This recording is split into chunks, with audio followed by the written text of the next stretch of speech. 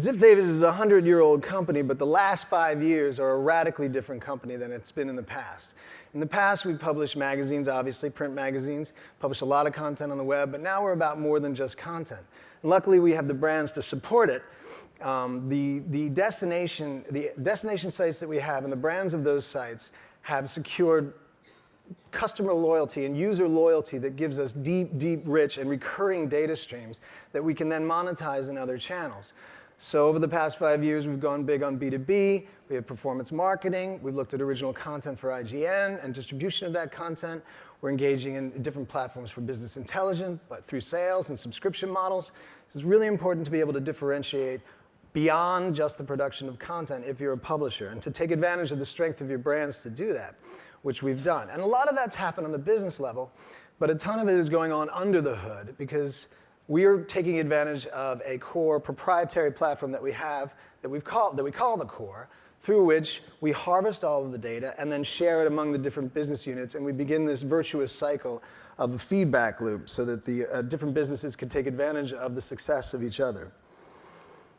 And the last step that needs to happen, I think, is essential. Any conversation or any strategy related to ad block has to involve the user. You have to figure out a way to engage your users and listen to their voice, listen to their opinions, and treat it with respect. And there's a continuum there, right? So it can begin with just the silent measurement of the degree to which your users are adopting ad blocking technologies. And on the other end of the spectrum, there's an idea that's kicking around, which I kind of like, but I'm not finding a whole lot of support for in the industry, where you pay the user for their attention, or you pay the user for their data. It's a crazy idea. It's a PR nightmare. It's fraught with all kinds of risk for fraud. But I think there's some sanity in it. But in that continuum, you also have other options. You can appeal to the user. You can give them a sense of exactly the effect that what the level of effect that ad blocking is having on your business and the people that work for you. You can experiment with gated content. You can take a nagware approach. You can have premium membership areas, et cetera, et cetera. But any strategy that doesn't involve some consideration of the user, or at least a willingness to test the effectiveness of some of these ideas, is, I think, missing an opportunity.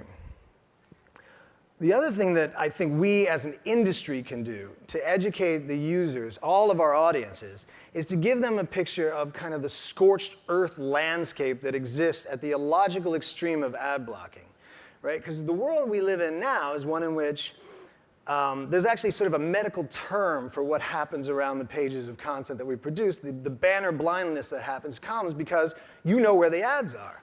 You can see they're clearly defined areas on the page, and there's no illusion about it, and everyone is very upfront. This is an advertisement. We're using it to power our content, and it's an understood exchange that we have with the user.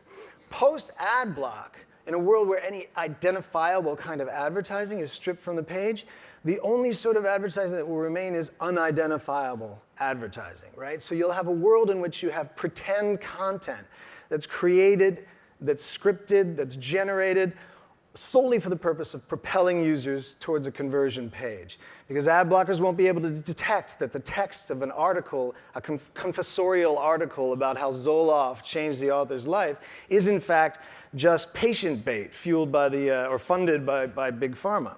And that's a very real possibility. It's a very real future that we face. So, sum up. I got 20 seconds left. I think I can skip through this. The transitions are happening faster. We're at a mad dash, a mad pace. It's not going to get slower in any near term. There's no world in which the future looks anything like the present.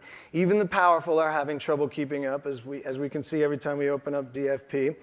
The good news, though, is it creates a dynamic atmosphere in which more people have a chance to succeed. More solutions, more creative solutions are coming out.